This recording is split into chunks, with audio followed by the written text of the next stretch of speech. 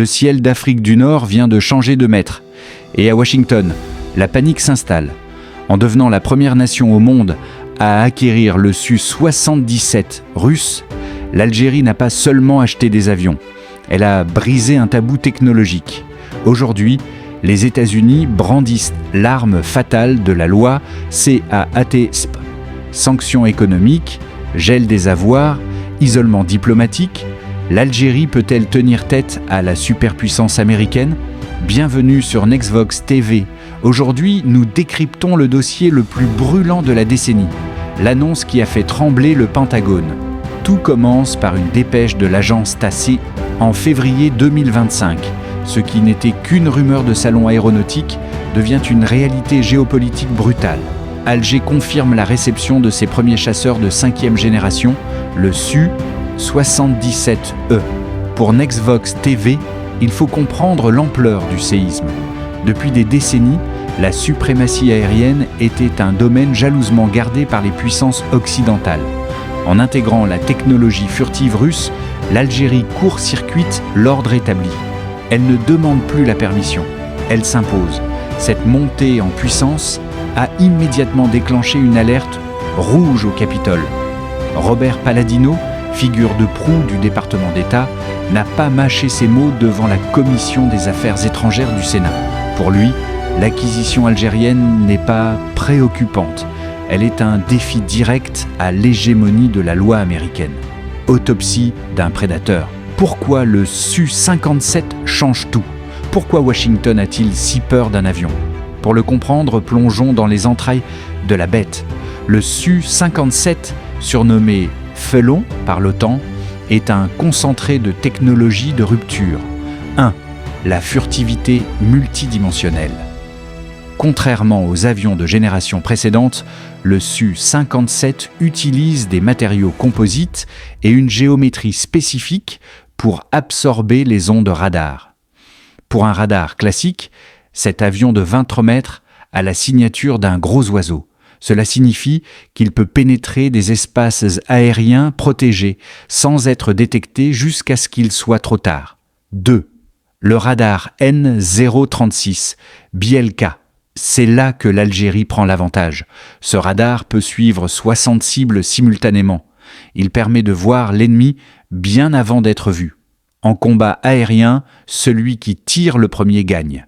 Avec le Su-77, l'armée algérienne dispose désormais d'un œil de lynx capable de balayer la Méditerranée. 3. La supermanœuvrabilité. Grâce à ses moteurs à poussée vectorielle, le Su-57 peut effectuer des figures acrobatiques impossibles pour les F-16 ou même les F-35. En combat rapproché, il est virtuellement invincible. La loi K-ATSA, le glaive de Washington. Mais le véritable combat ne se joue pas dans les airs, il se joue dans les bureaux feutrés du Trésor américain. Le levier de pression porte un nom de code, CASA, Countering America's Adversaries Through Sanctions Act.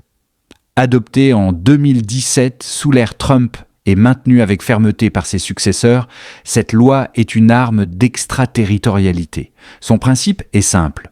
Tout pays qui réalise une transaction significative avec le secteur de la défense ou du renseignement russe s'expose à des sanctions automatiques. Pourquoi l'Algérie est-elle visée ? Parce que le contrat des Su-57 se chiffre en milliards de dollars. Pour Washington, cet argent finance directement l'effort de guerre russe. Robert Palladino a été interrogé point par point sur cette transaction. Sa réponse ? Nous sommes engagés à faire respecter la loi CAATSA. En clair, les États-Unis menacent de déconnecter l'Algérie du système financier international. Robert Palladino, devant le Sénat, a été très clair. Toute transaction significative avec le secteur de la défense russe pourrait déclencher cette décision. Le précédent turc, rappelez-vous la Turquie. Pour avoir acheté des S-400 russes, cet allié de l'OTAN a été banni du programme F-35 et a subi des sanctions sur son industrie de défense. Le risque pour Alger. Contrairement à l'Iran qui est déjà isolé, l'Algérie est intégrée au système financier mondial. Une application stricte de CAATS, signifierait le gel des avoirs de la Banque d'Algérie au SU SA et l'impossibilité d'acheter des pièces détachées pour ses avions de ligne Boeing ou ses équipements industriels américains. La triangulaire de la rébellion, Algérie, Iran, Venezuela. C'est ici que l'analyse de Nexvox Tevis devient capitale. Washington ne regarde pas l'Algérie de manière isolée.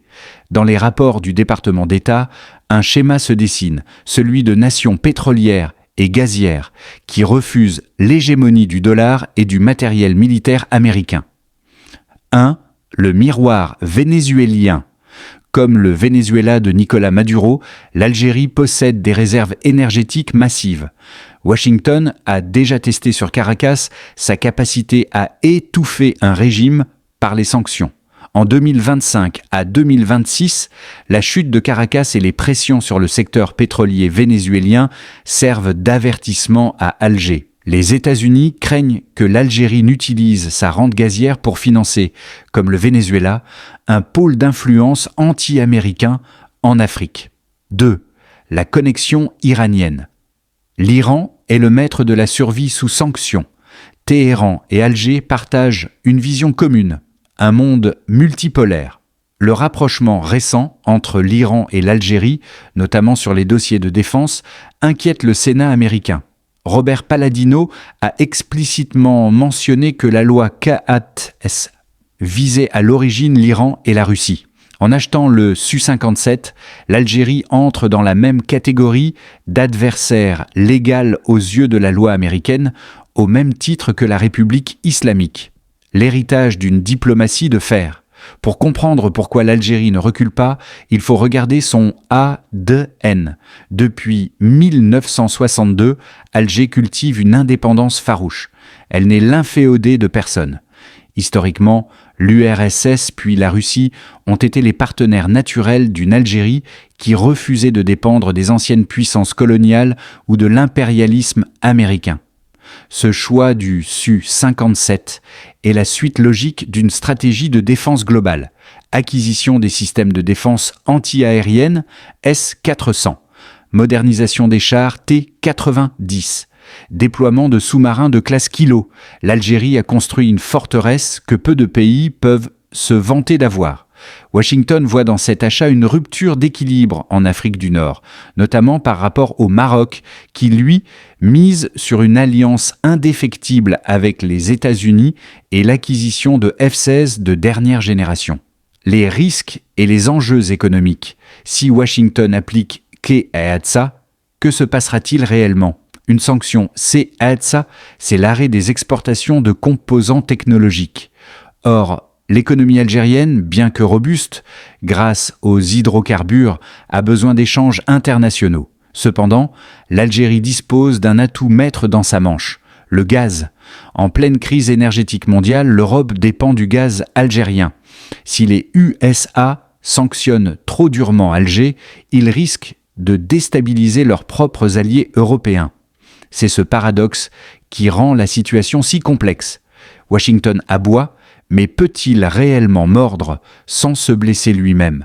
Analyse comparative Su-57 contre F-35. Faisons une pause technique. Si une confrontation devait avoir lieu, qui l'emporterait ?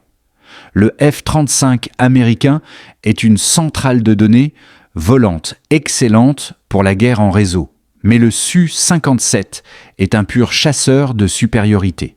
Plus rapide, Mach 2,0 contre Mach 1,6 pour le F-35, plus lourdement armé et plus agile. En dotant ses pilotes de cette machine, l'Algérie s'assure que personne ne pourra violer son espace aérien impunément. Vers un nouvel ordre mondial, ce conflit autour du Su-77 est le symbole d'un monde qui bascule vers la multipolarité. L'Algérie, en s'appuyant sur les BRICS et en renforçant son axe militaire avec Moscou, participe à l'érosion de l'hégémonie américaine. Pour Robert Palladino et le Sénat américain, sanctionner l'Algérie, c'est envoyer un message au monde. N'achetez pas russe. Mais pour Alger, maintenir ce contrat, c'est dire au monde: nous sommes souverains. Le mot de la fin sur Nexvox TC. L'Algérie se trouve aujourd'hui à la croisée des chemins.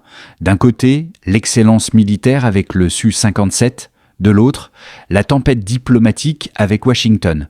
Une chose est sûre, le pays ne semble pas prêt à sacrifier sa sécurité nationale sur l'autel des exigences américaines. Et vous, membres de la communauté Nextvox TV, qu'en pensez-vous ? Pensez-vous que Washington ira jusqu'au bout des sanctions ou est-ce un simple coup de bluff pour intimider Alger ? L'Algérie a-t-elle raison de privilégier sa souveraineté militaire au risque de tensions économiques ? Écrivez votre avis en commentaire. Je lirai les analyses les plus pertinentes lors du prochain débriefing. Si ce dossier exclusif vous a plu, montrez-le nous.